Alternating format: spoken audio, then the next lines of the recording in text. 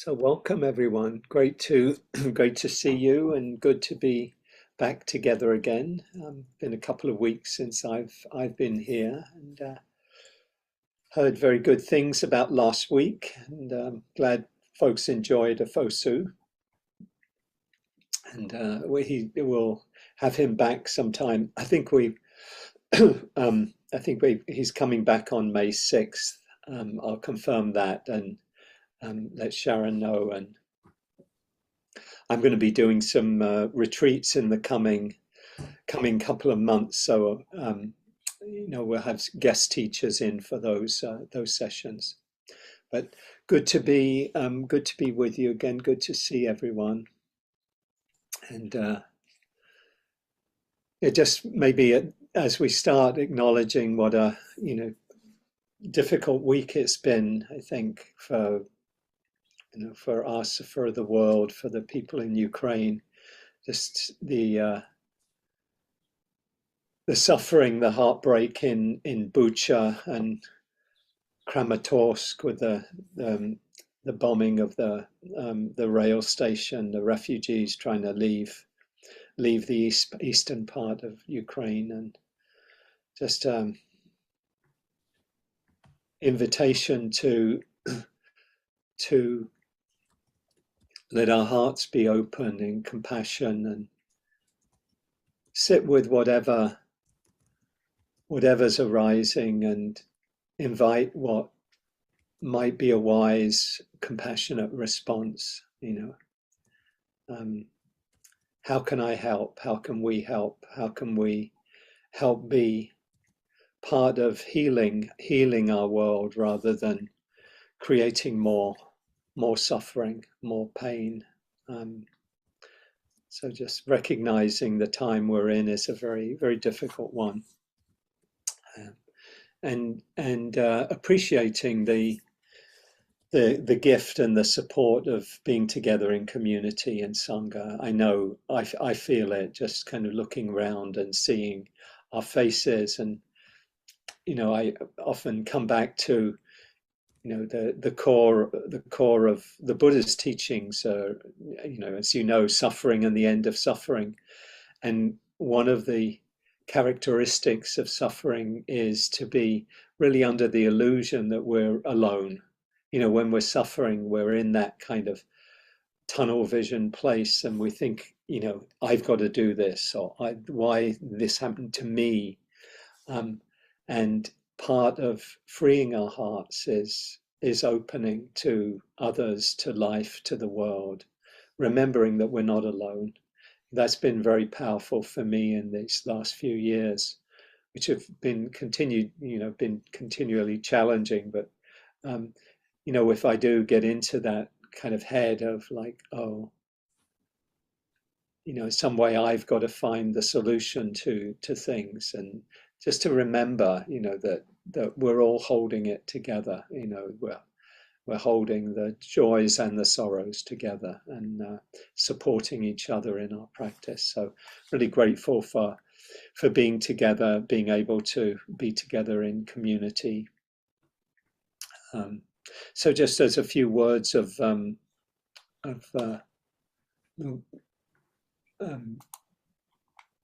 just getting the gallery view so I can see everyone.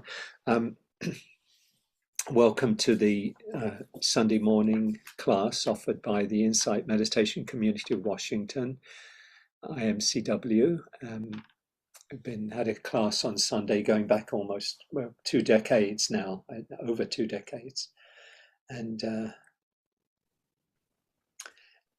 offered as well by the Center for Mindful Living, which is part of IMCW, but very, very alive with its own many offerings that we'll hear about at the end with the announcements.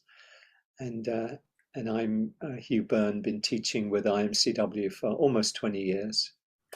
And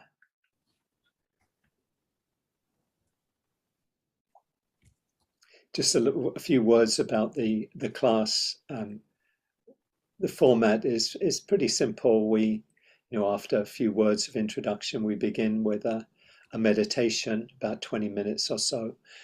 then we have I'll do a talk, and the talk today is on untangling the tangles of our life, and particularly the role of awareness, of conscious awareness in helping us untangle the strands of confusion and suffering that we can get caught up in. We'll then have some, so the talk be maybe hopefully not more than 30 minutes, and then we'll have some time for sharing either in groups or in the small groups or in the full group, and then we'll have a meditation. Oh, before that, Emily will lead us in movement, in some mindful movement, kind of getting into our bodies, and after the sharing, we'll have maybe a shorter meditation to finish, and we'll have some announcements. So, welcome everyone. Let's take some moments to pause and come inward. Many of you will be familiar with Martha Postlethwaite's poem "Clearing." It's always a good reminder for me to come back and pause, bring attention inward. She says, "Do not try to save the whole world or do anything grandiose. Instead, create a clearing in the dense forest of your life and wait there patiently until the song that is yours alone to sing falls into your open, cupped hands and you recognize and greet it. Only then will you know how to give yourself to this world so worthy of rescue." So we might think of our time as creating a clearing, creating a space in the busyness of our lives, of dedicating this time to really being as fully present as we can be to all that's arising in the body and the heart and the mind, inviting a receptive awareness of what's here. Quite a lot of the time we're resisting or judging our experience, and the invitation is just to open what's showing up right now and meeting what's here with kindness and with acceptance. So you might just formally come into a posture that's dignified, alert, comfortable. The chest be open so you can breathe easily. Invite the shoulders to relax. Let your hands rest where they're comfortable, in your lap or on your knees or thighs.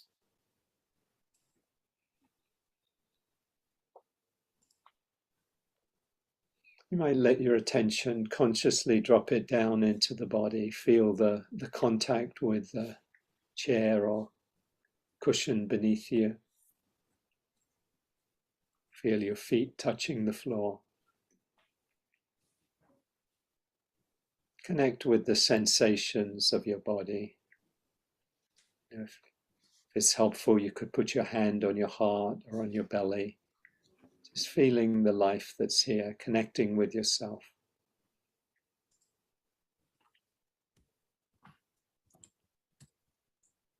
You might find it helpful to take a few longer, deeper breaths to help you arrive and settle. Breathing in, breathing out.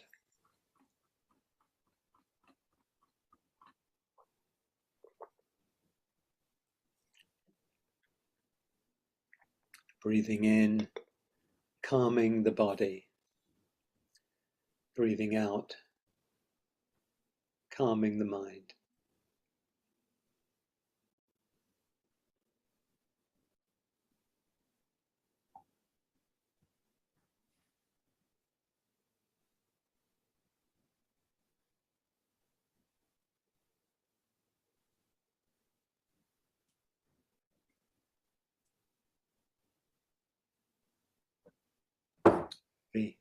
breath energizing you as you breathe in and calming as you breathe out.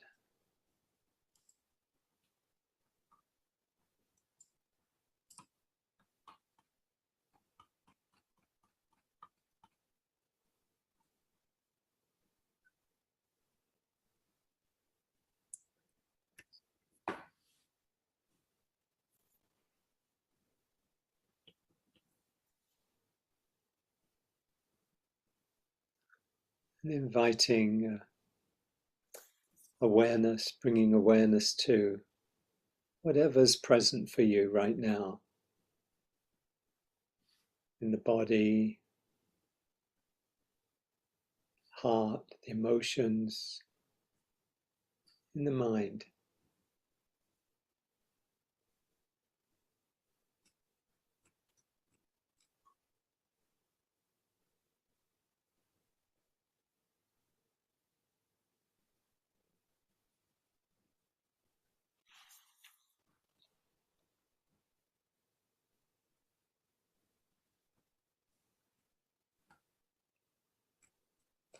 Just making space for whatever is arising right now, whatever's present. If there's a feeling of tightness somewhere, you might just breathe into that area, make some space around it. Just let any difficult feelings come and go.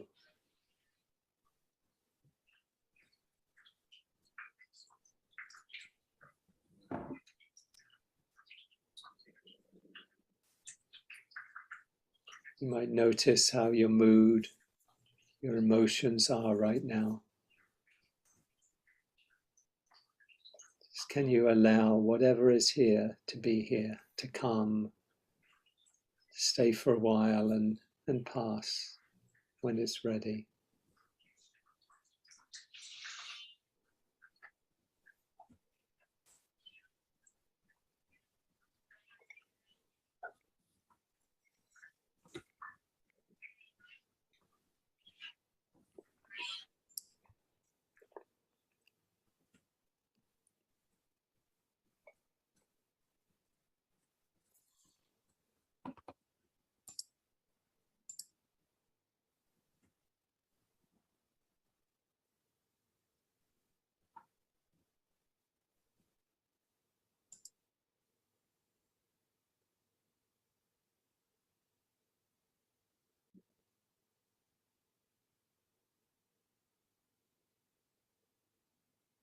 Welcoming the guests, as the phrase of Rumi's,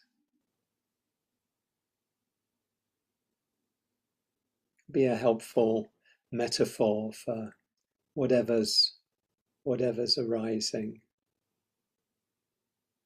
Can you meet it with friendliness, with kindness?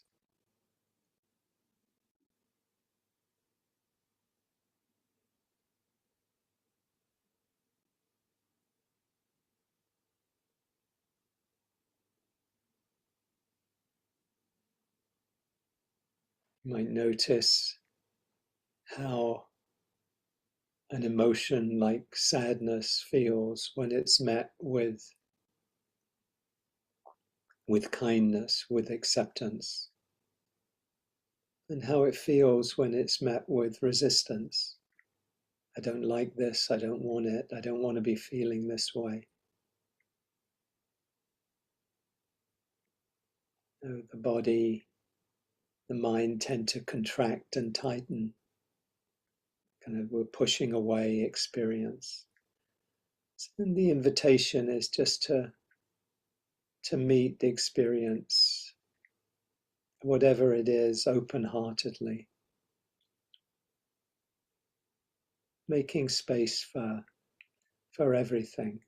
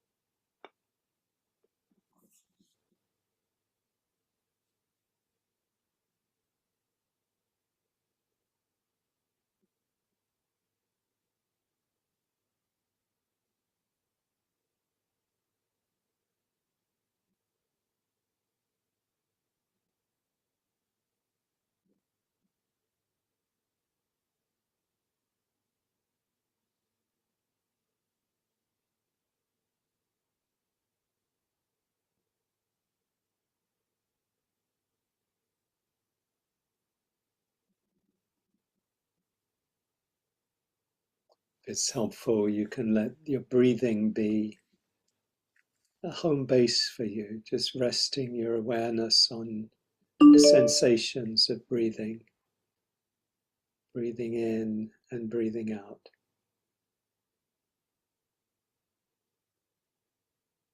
Breathing in, know that you're breathing in.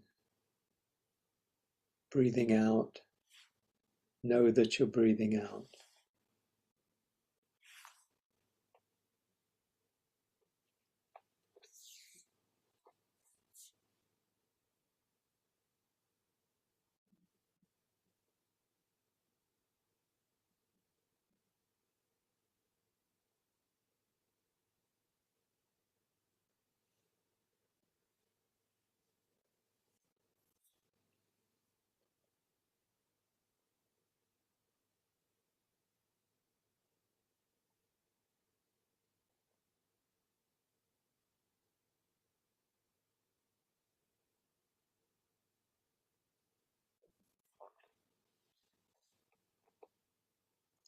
You might notice that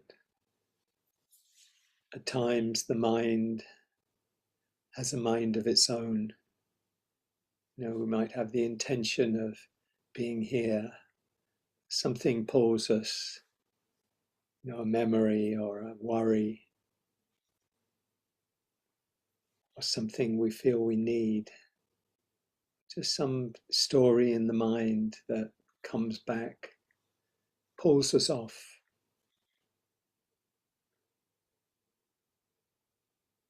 So when we notice this, we can just kindly and gently incline the mind back to the body, back to the breath, back to this moment, choosing to be here rather than in the story.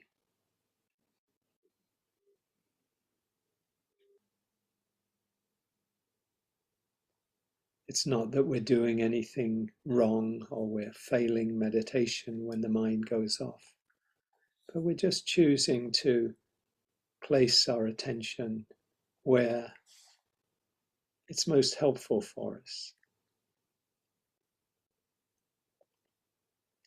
The Buddha said, whatever you frequently think about and ponder on, this becomes the inclination of your mind.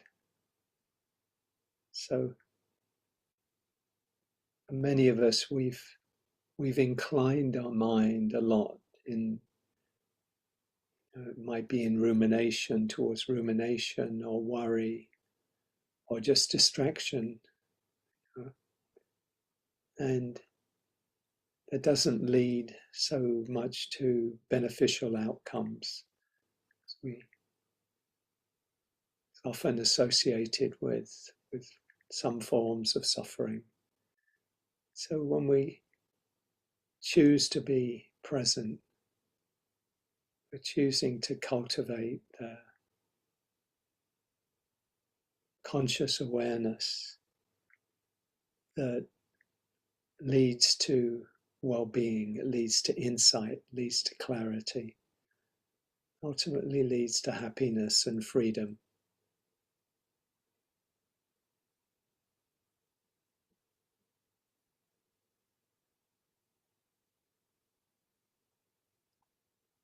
This training of the mind.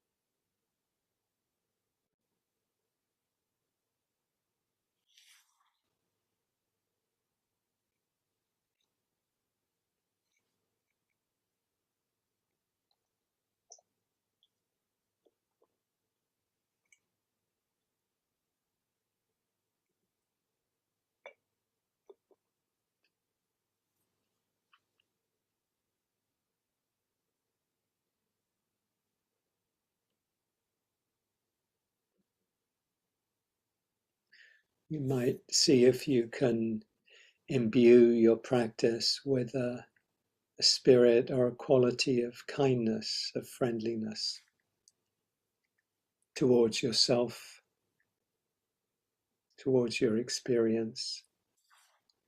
towards the world, life, just inclining the mind towards befriending.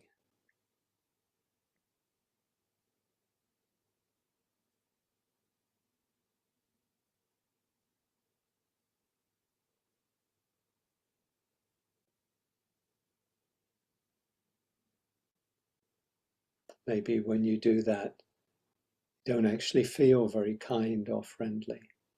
You can have the intention, and the intention creates energies that move us in that direction, even if it doesn't manifest in this moment.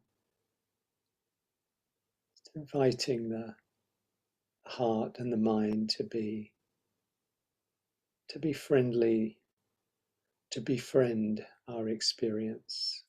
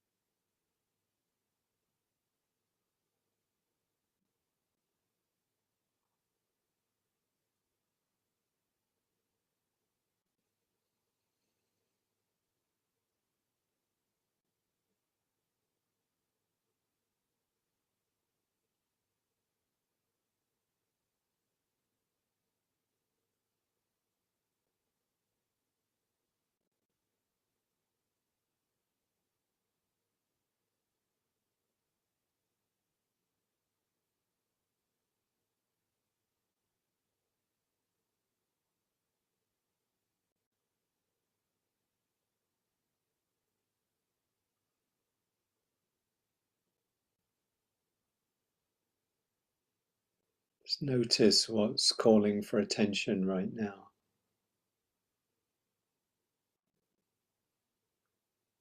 See if whatever's here can be met wholeheartedly, open-heartedly. Just can you say yes to this?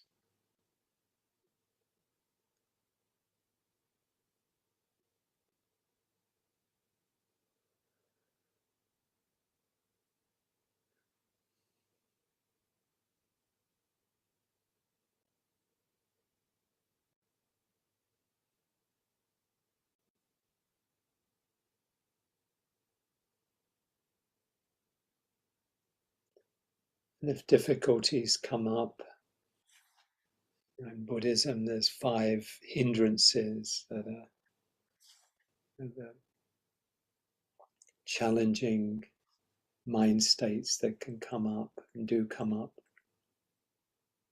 Our practice is to meet them too with an open heart.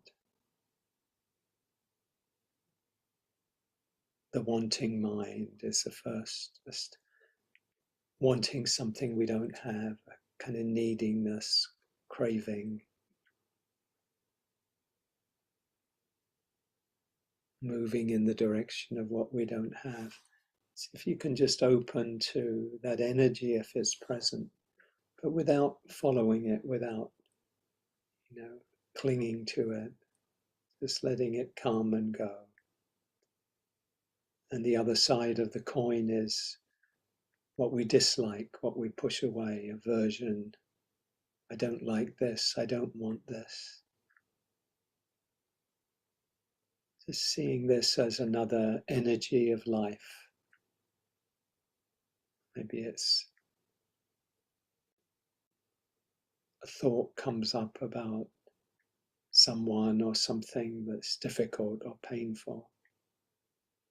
And there's a tightening up around that, disliking the person or the situation.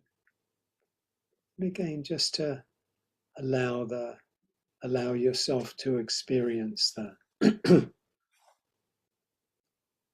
passing feeling without getting lost in the story. Just making room.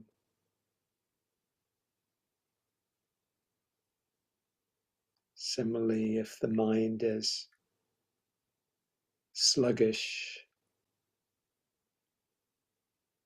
sleepy, tired, a kind of sinking, see if you can make space for these energies too.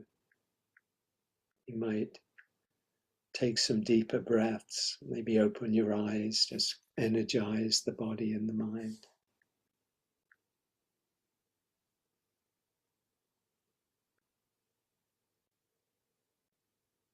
The fourth is restlessness, kind of agitation of body, of worry in the mind.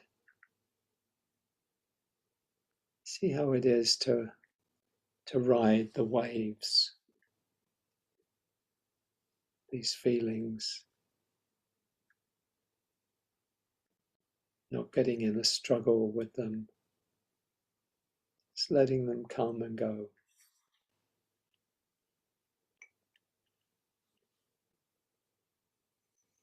And the final one is doubt, doubting yourself, doubting your practice, doubting the teachings, the teacher.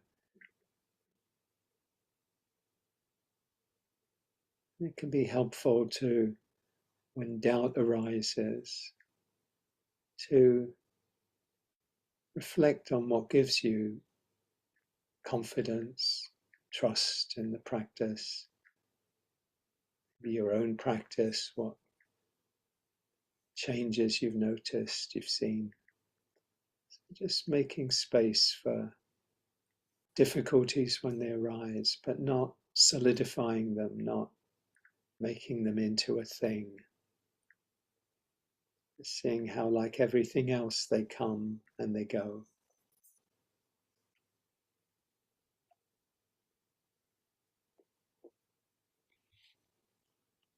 And when met with kindness and awareness, don't have to be a problem.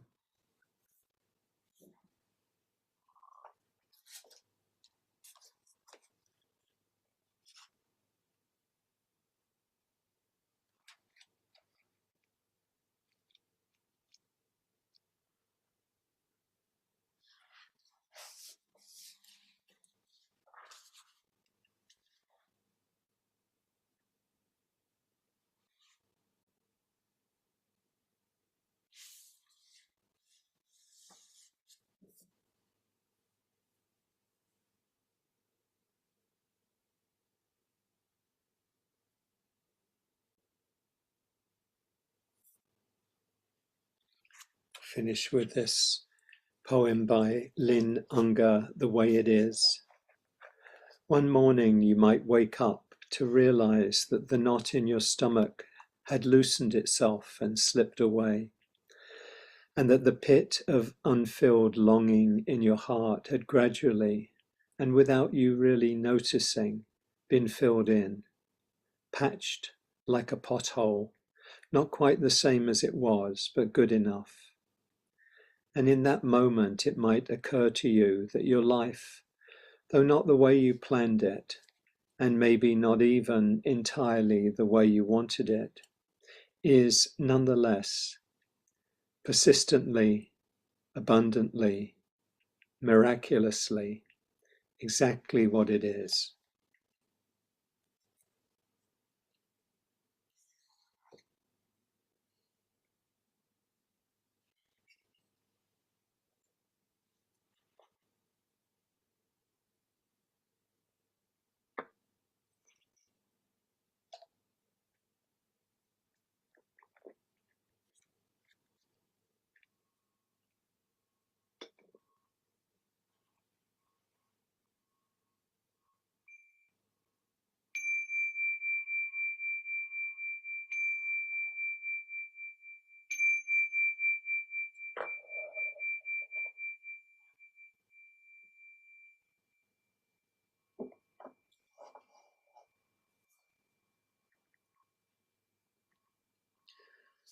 So take your time coming back, opening your eyes, coming back into, or actively into the group, and welcome anyone who has joined us after we started.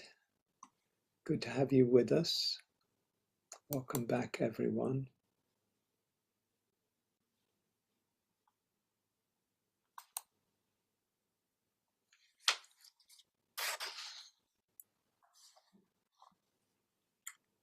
So I want to talk today about, as I mentioned, untangling the tangles of our lives, and particularly the role of awareness in helping us kind of unravel, untangle what we get caught up in, the confusion and the different mind states that we experience as problematical. And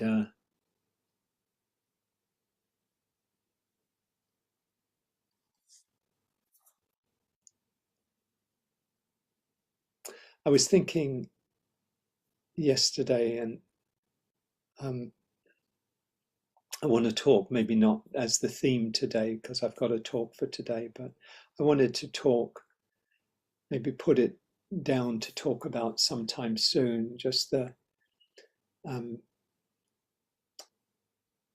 the sense of your journey of practice, or our journeys of practice. You know, some of you may have been practicing for many years, and some for kind of more, maybe a few years, and some more, shorter time.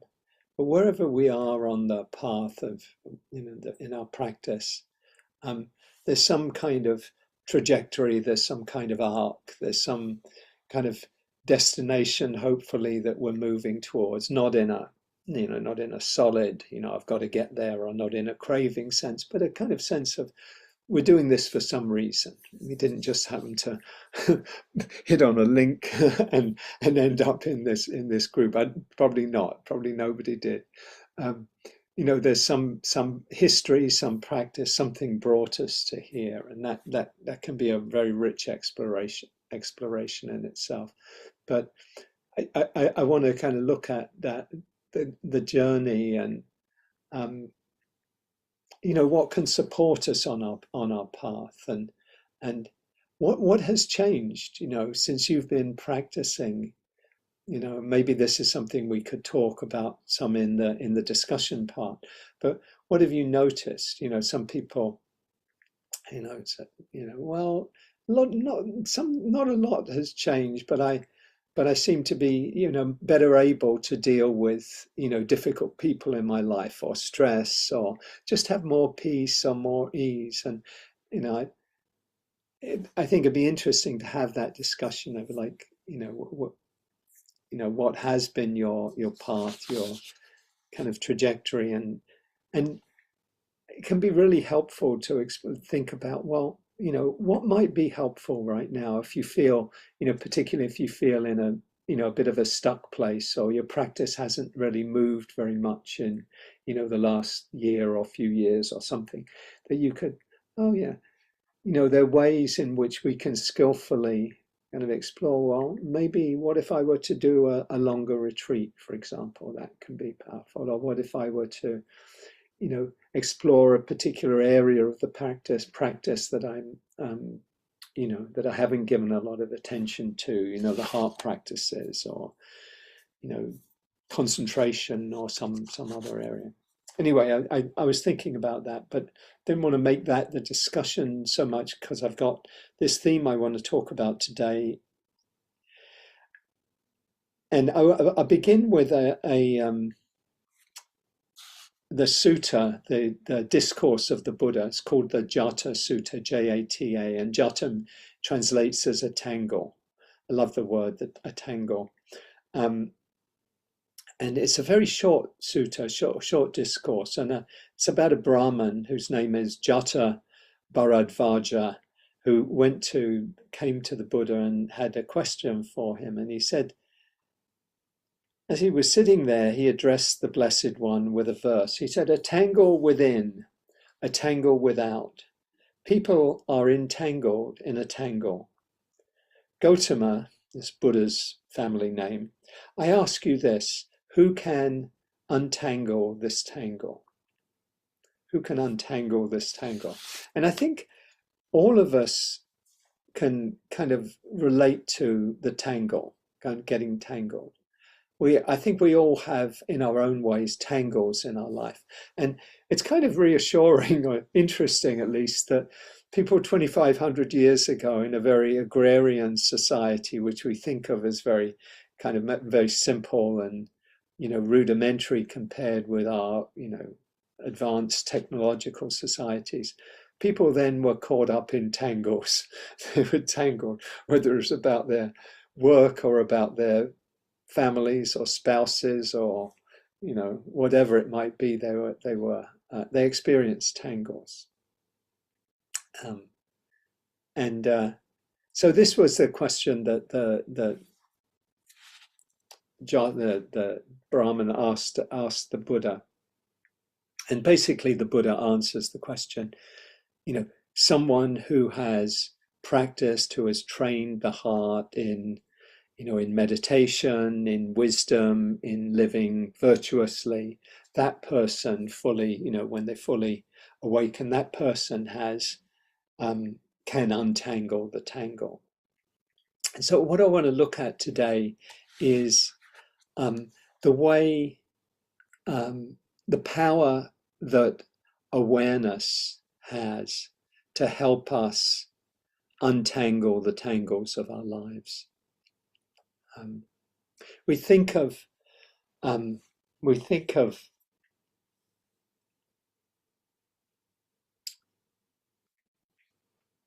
can think of this power we have of awareness. It's a pretty incredible power of focusing our attention on something and shifting our attention and moving to something else. It's something that when we cultivate it, when we develop the skill, it can be very, very fruitful and very productive. You can think of what people do by cultivating, really being able to pay attention. Some of you may have watched, probably with trepidation, the documentary a few years ago called Free Solo. I know about Alex Honnold, the climber who climbed El Capitan at Yosemite, 3,000 feet sheer rock, straight up, without any ropes.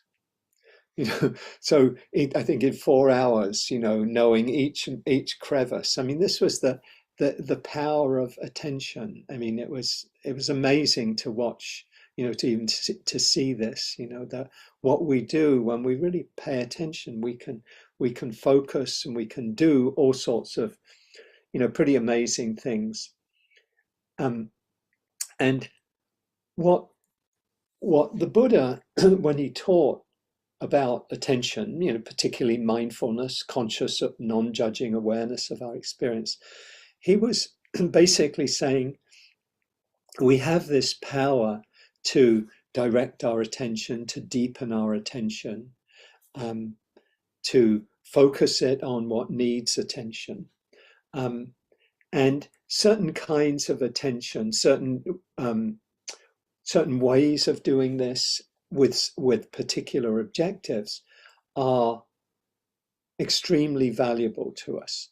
You could say, it's great to have the skill to climb a mountain with or without ropes, and focus our attention in that way. But arguably, it's not something that's going to free our hearts, in itself, at least. I think it can maybe have a lot of benefits to it, definitely, but it's not something that frees our hearts. The Buddha was concerned with the use of awareness, mindfulness, in order to free ourselves from suffering. So that's what I want to explore today. all of us have the capacity, the potential to turn our attention to our experience just as it is. And that's what we were doing in the meditation. But as we know, much of the time we don't do this. A lot of the time we're caught up in, acting habitually, unconsciously. We're lost in us in the stories of our mind. We're in the future. We're in the past. We're distracted. And it's not bad or wrong that we do this. It's not like we're failing meditation. But the truth is, it leads to suffering.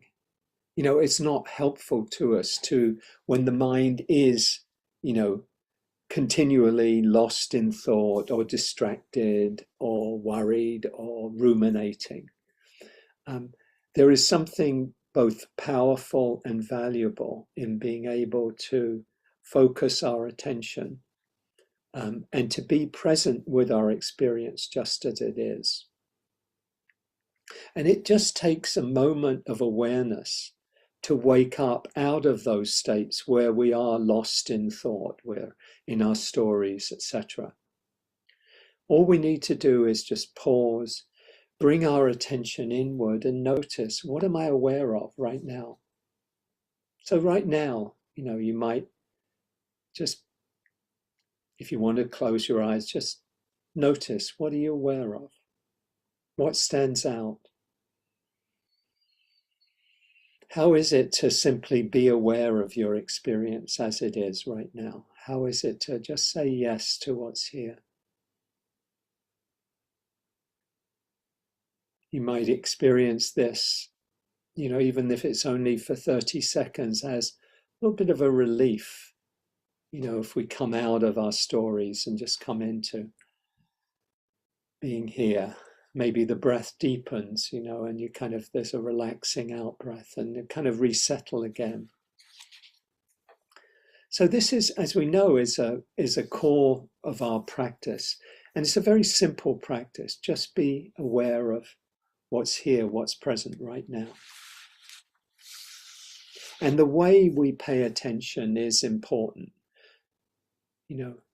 We could pay attention in a way that's judgmental. What am I aware of? Oh, I'm aware of feeling angry, and I don't like this. I don't like this feeling. So we're actually then not opening to the feeling. We're judging it, or we're resisting it. Or we could pay attention to our experience in an unskillful way. I'm going to be really present here because I want to be a great meditator. In fact, I want to be the best meditator in the world. And then then I can get rich and people will love me, as we do in this field.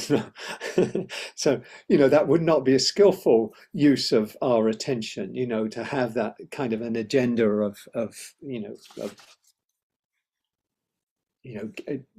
gain or, getting something out of it. Or our attitude might be colored by fear or clinging or boredom, or we might, oh, I want this moment to last. Again, we're not really being present if we're leaning into the future and saying, the future's got to be like this, not enough that this moment is like this. I want it to last, and then we're not really present because our focus is on, on holding on to it rather than this being with our experience.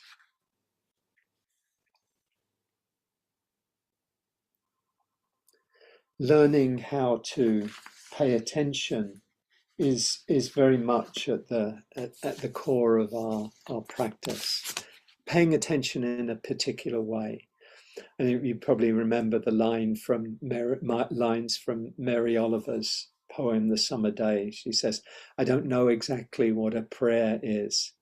I do know how to pay attention, how to fall down into the grass, how to kneel down in the grass, how to be idle and blessed, how to stroll through the fields, which is what I've been doing all day, Tell me, what else should I have done? Doesn't everything die at last and too soon?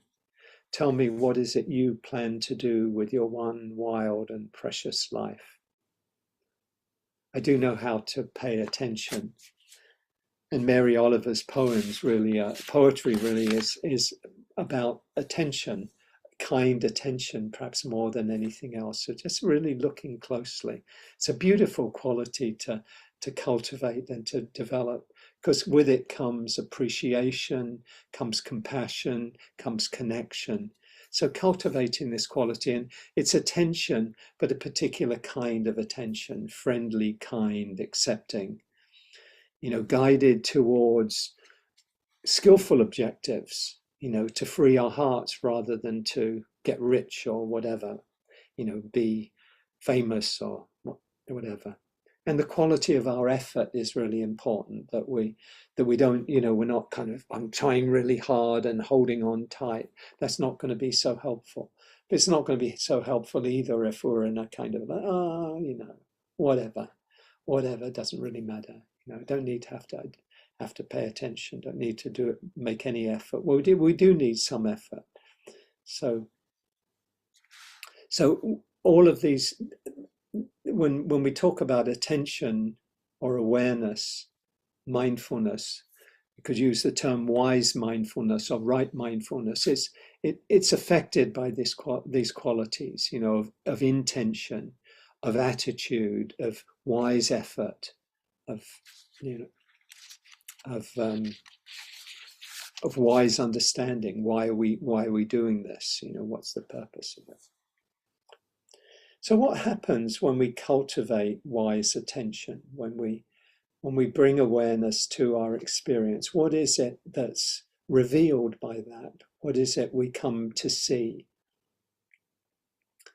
And in a way, there's many answers to this question. We could say, well, because there are a lot of different lenses that we can look through when we pay attention. We could look through the lens of impermanence. We could take impermanence as our lens and see, okay, if I bring awareness to my experience, I can notice that it's changing, that it doesn't stay the same. It kind of morphs, it shifts from this. It lasts, some feeling lasts, and then another. And we say, oh, this is interesting. This is all changing. It's impermanent. Nothing can be held onto. And some great wisdom and insight can come from that. So that can be a lens that we look through. Another lens that we can look through is,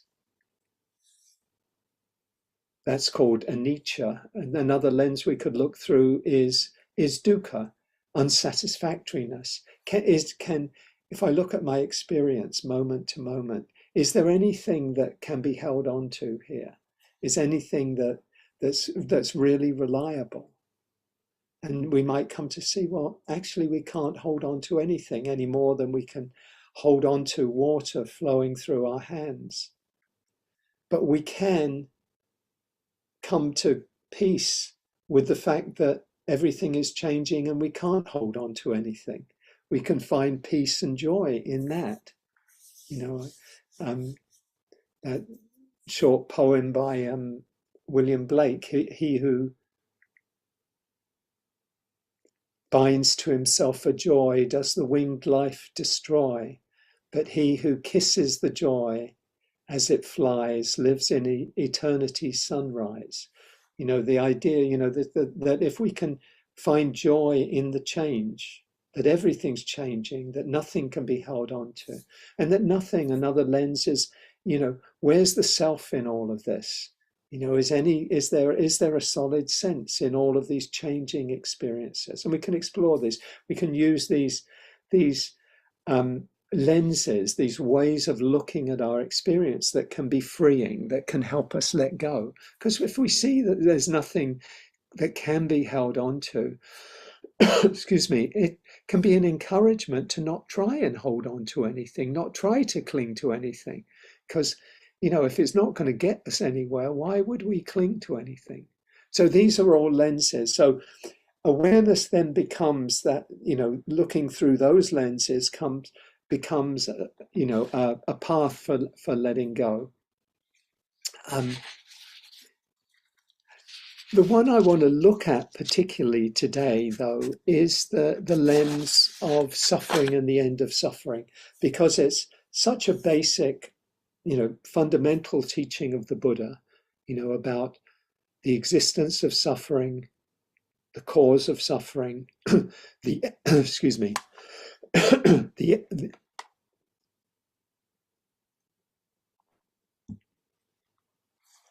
end, end of suffering, and the path to the end of suffering. Was the Buddha taught as his Four Noble Truths.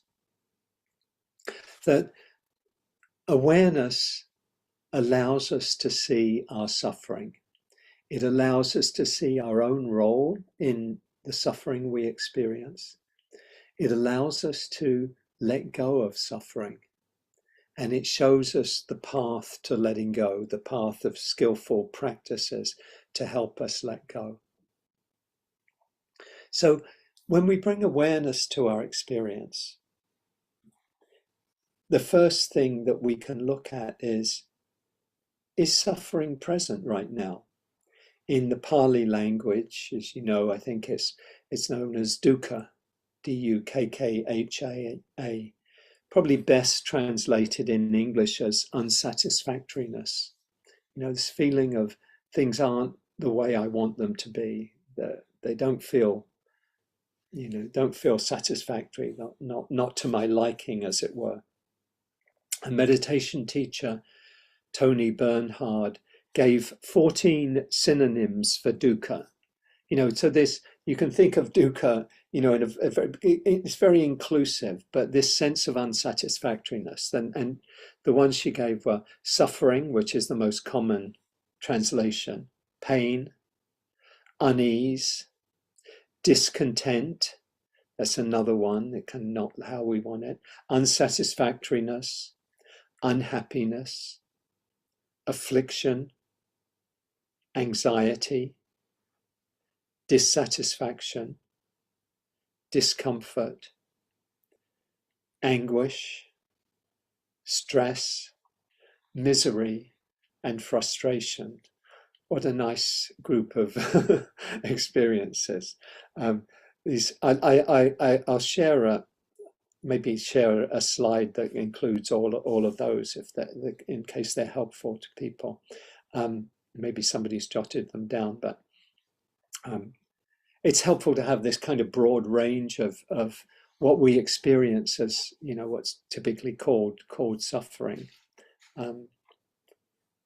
When we turn our attention to our experience, we can ask, is there a feeling or a sense that things are not as they should be, or as we think they should be, or how we want them to be? Typically there's some feeling of resisting our experience. I don't like this, I don't want it. This is the first noble truth, that it's really the simple acknowledgement of the existence or the presence of suffering. It's just turning towards our experience and saying, is there suffering present right now? If you bring your awareness now to your experience, right now, this moment, and notice, there might be something you're worried about in the future. Your mind may be pulled into, physical pain, and you're not liking that, you're wanting it to go away. Maybe nothing feels like suffering right now. Or if it's there, it's very, very mild.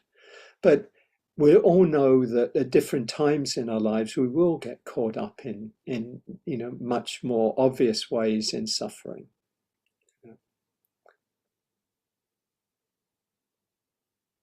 I remember early in my life, I was in a long-term relationship, and I got attracted to somebody else. We probably all had this, and this was a long time ago, but I can still remember how it felt, of just the kind of the wanting, and in some way feeling like this shouldn't be happening. This is painful. I don't like this.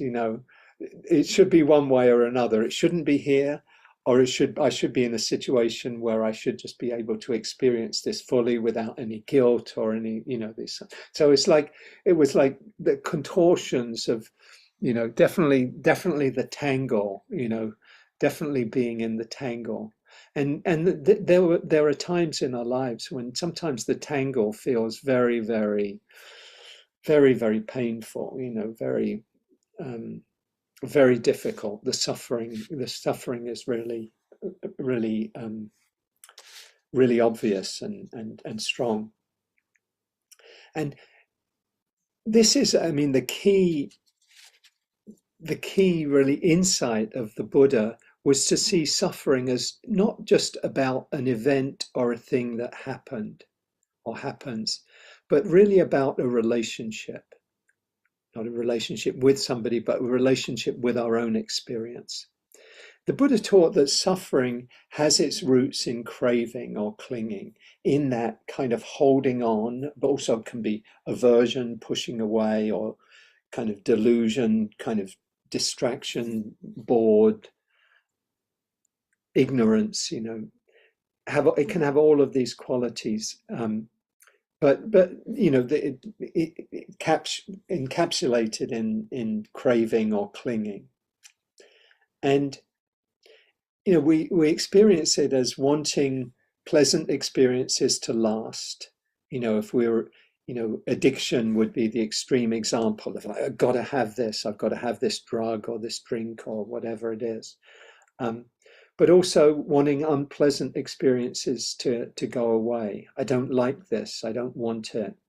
This should be different. And you can see it with in things like annoyance with people. I don't like, oh, I'm really annoyed, or impatience, where this moment isn't good enough. It's not how we want it to be. We want it to be different. This shouldn't be happening. There's a kind of story in the mind that this shouldn't be like this. I shouldn't be in this traffic jam. There shouldn't be all these cars holding me up, getting me to where I want to get to. It's like, even if we know, well, life happens, and in one way, why shouldn't it be happening? Because stuff happens. The mind is actually kind of hooked around, this shouldn't be like this. This clinging or craving, which is rooted in not seeing things as they really are, not seeing things clearly, is always something we add on to our experience. So what am I adding on to my experience that I don't need to? So for example, feeling pain or discomfort and adding resistance to it. It's been said that when we feel pain, only about a quarter of the pain is the actual pain, but the rest is the resistance that we have to the pain. The defenses, the pushing away of the pain, actually exacerbates it, makes it worse. So feeling pain or discomfort and adding resistance to it. So getting angry and then we judge ourselves for getting angry, or thinking about the future and creating fearful scenarios about what might happen, catastrophizing.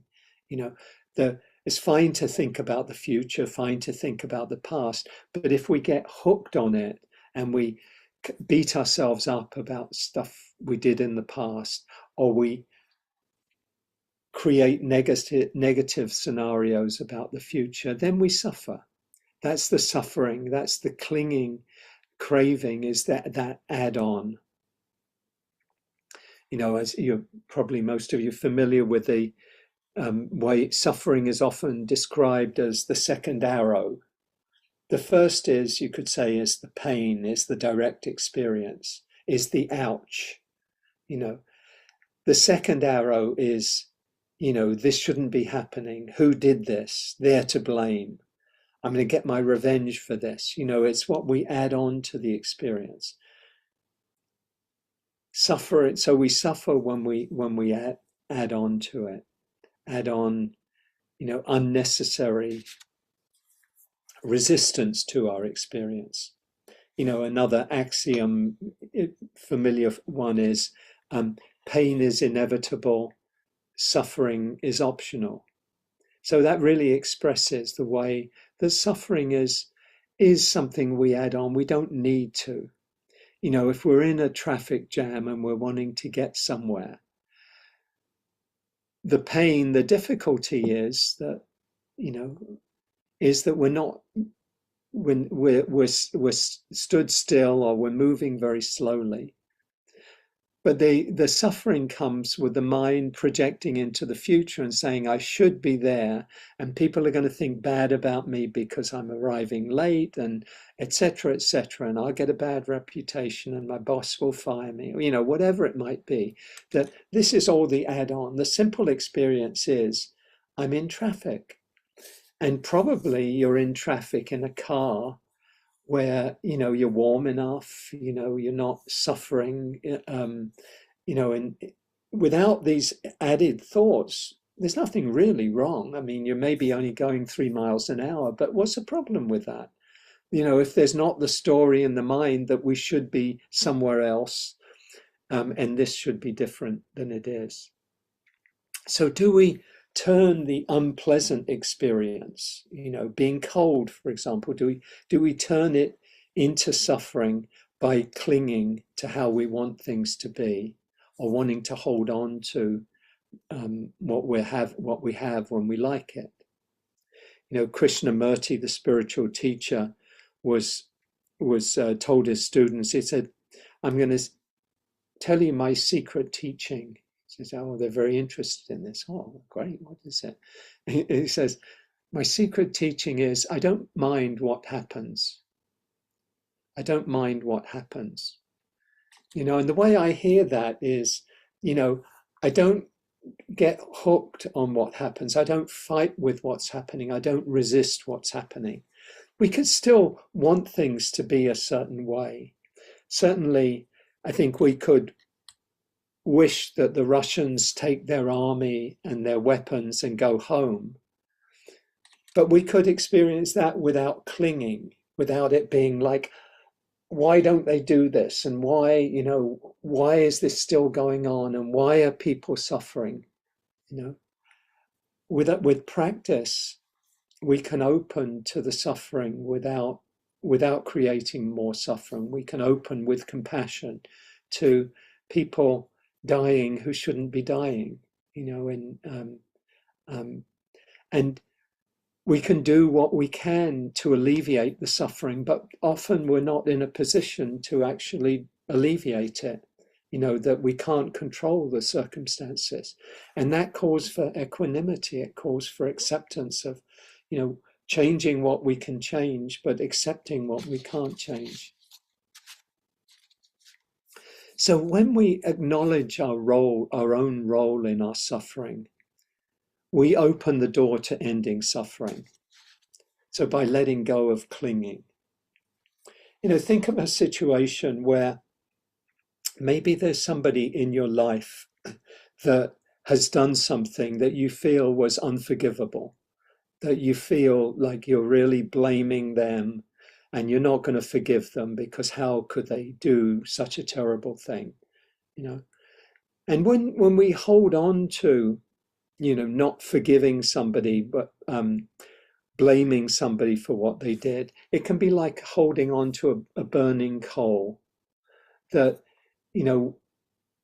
it's as though, they should be suffering for what they've done, and yet we're the ones that are suffering. We have that pain of the resistance, that clinging, like a burning coal. And maybe something happens that, just your own mind and heart open, and you see, oh, maybe you see their suffering, or maybe you come to understand how they might have done that harmful thing, the causes and conditions that led to that. And it allows your heart to open. And in that opening of the heart, then there's a letting go. There's a freedom that comes with that, that's not present when we're caught up in the clinging, but that with the letting go, there's a freeing of the heart. And this is this is the Buddha's third noble truth, that with the letting go of clinging, letting go of craving, then we let go of suffering. We find freedom. The well-known words of Henry Wadsworth Longfellow: if we could read the secret history of our enemies, we should see sorrow and suffering enough to disarm all hostility. If we could read the secret history of our enemies, we should see sorrow and suffering enough to disarm all hostility. You know, if we really understood everything, we would, I think, forgive everything. You know, or we could be in the position of doing that if we understood what were the causes and conditions that led to this action, a person doing something. It doesn't mean we justify harmful actions or we say that it's okay, but we can open our hearts. We can recognize the suffering that leads to suffering. You know, that expression, hurt people hurt people. You know, people who are themselves hurting. You know, we could think of that in relation to Vladimir Putin. You know, and the extraordinary suffering, the heartbreaking suffering that he is causing. And you have to think, what is going on in his mind and heart that, you know, creates such a sense of separation, that these people in the neighboring country, Ukraine, are so otherized that you can, you know, bomb the cities and carry out all sorts of, you know, war crimes and human rights violations against them. What kind of separation? What is in somebody's heart? And I ask that as an inquiry, as a kind of a discernment, not as a blaming, not as a separation, just to recognize what a place somebody must be in to cause such harm, and how healing it can be for us to hold in our hearts with compassion those who are causing harm. We don't have to do it if it's too painful for us to do it, but we have the capacity. We can cultivate, open our hearts in a way that we can send loving kindness, wish well for those who are causing harm, that, you know, that their hearts might open and their hearts might be transformed, and that can be a fruitful practice, certainly in terms of our own hearts, because we're not creating separation. So this kind of letting go is the freedom that the Buddha's teachings point to, the freedom of the heart, where we're not clinging to anything as I or mine. And the fourth noble truth is simply that there's a path of training in ethics, in living wisely and compassionately, in training the mind, through mindfulness and concentration and samadhi and wise effort, and cultivating wisdom. So I want to share these reflections, coming back to the way awareness, this simple present moment awareness, can illuminate suffering, can point to, show us the cause of suffering, can show us the way to alleviate suffering by letting go of clinging, and can show us a path of training, reveal a path of training to end suffering. This is the way that we untangle ourselves from the tangles of our lives, by the power of awareness, putting the spotlight on our own experience, our own suffering. Where is the suffering? Where am I holding on? What am I holding on to? And can I let go? And if I let go, can I cultivate this path of training to open our hearts and to let go of suffering? So I'll leave it there, invite you to, if that's helpful, to reflect on it. If it's not so helpful, to leave it behind. And invite Emily to lead us in some movement. Thank you. Yes, thank you, Hugh. I invite you all to stand up and just sway from side to side, opening up your arms, expanding into the space where you can release and feel the air against your hands.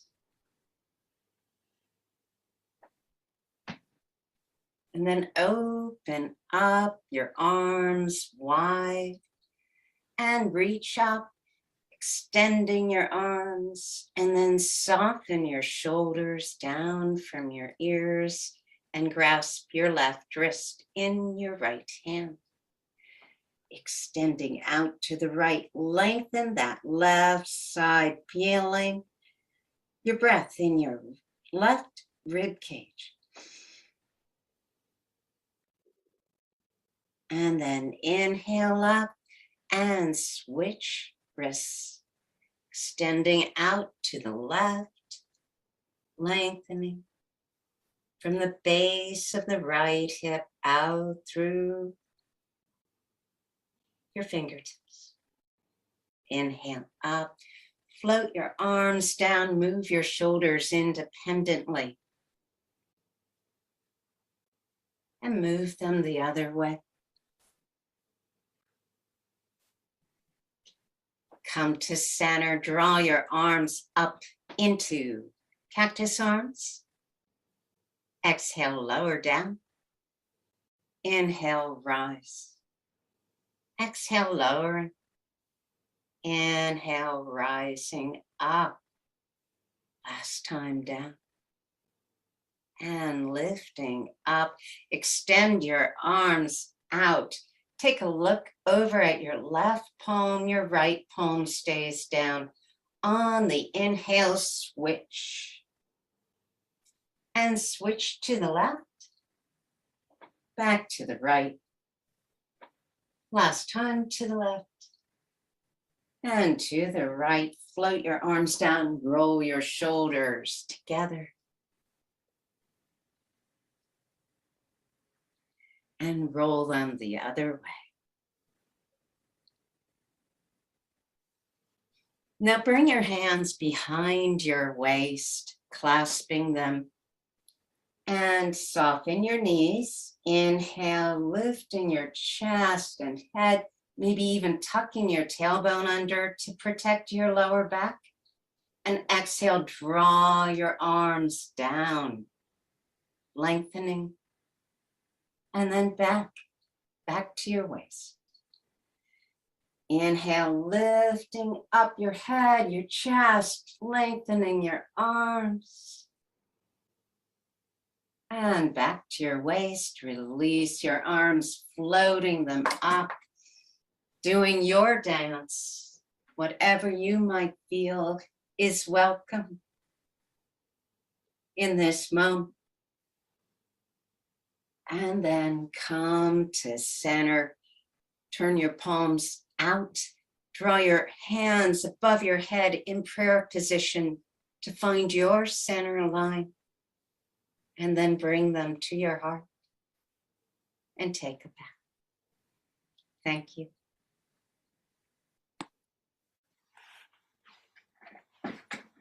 Lovely. Thank you, Emily. Thank you.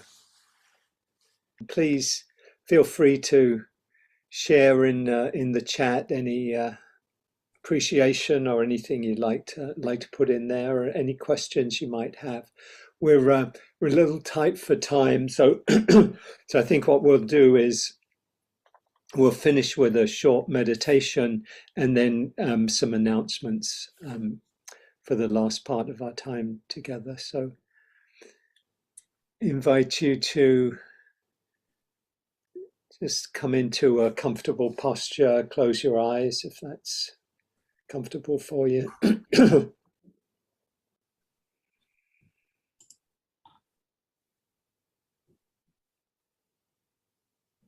Just let your attention come inward. Notice the flavor of your experience right now. What's present for you?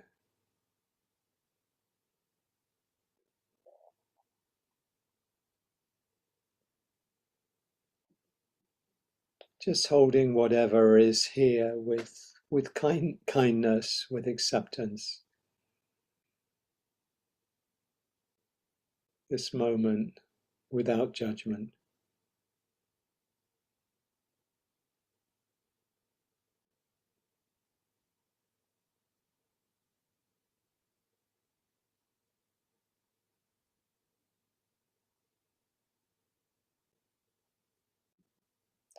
As you breathe in, you might wish yourself well. If our hearts are going to be able to stay open to others and their suffering and the world's suffering, we really need to open to our own pain and our own suffering. So if you breathe in, just wish yourself well, whatever way that might be expressed. May I be happy, safe.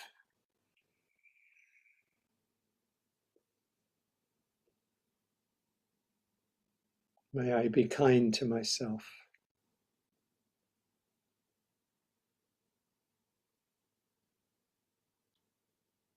May I accept myself as I am. And as you breathe out, you might send out a wish of peace and well-being to all of us here together. Just wishing everyone well. May you be happy. May you be safe. May you be held in loving kindness, filled with loving kindness. May you live with ease and with kindness.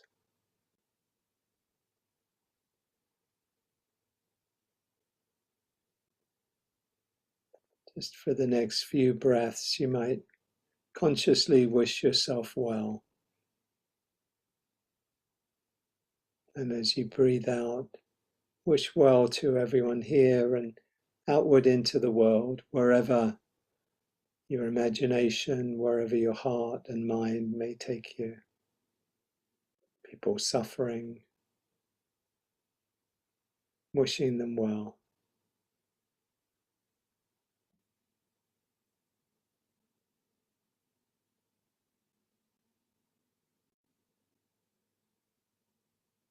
May you be safe. May you be peaceful. May you be free from suffering.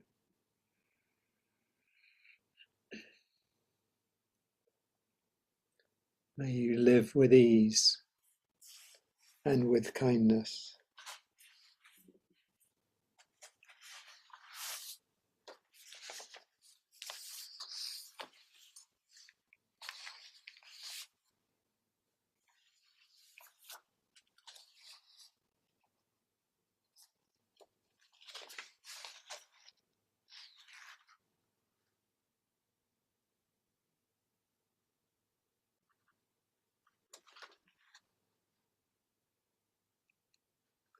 This is from Rumi. Today, like every other day, we wake up empty and frightened. Don't open the door of your study and begin reading. Take down a musical instrument. Let the beauty we love be what we do. There are hundreds of ways to kneel and kiss the ground.